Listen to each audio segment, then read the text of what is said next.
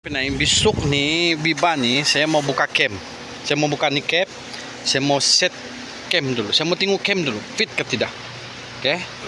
Sebab kalau ikut saya punya pengetahuan lah kan, walaupun plug itu salah pakai,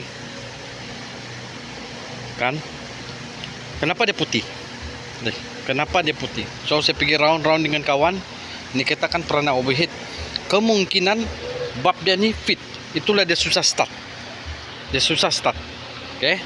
So besok saya akan buka total body, buka walk cover.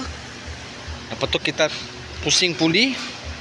Lepas tu kita tengok cam satu-satu. Dan satu lagi, bila dia musim sejuk, okay, bukan dia panas, bukan dia susah start, tapi dia bunyi kerak begitu. Itu oil pump. Oil pumpnya sudah ada masalah. Jadi mungkin lagi satu kita mau tengok dia punya saluran minyak dia. Ini yang produk engine kalau kerak tu dia tahu sudah. Galisa Kenari paling selalu terjadi itu, ataupun Biba. Minyak lambat naik pergi head. Itu kita akan tengok. Jadi memenangkan hujan, kita rehat sekejap, nanti kita atur.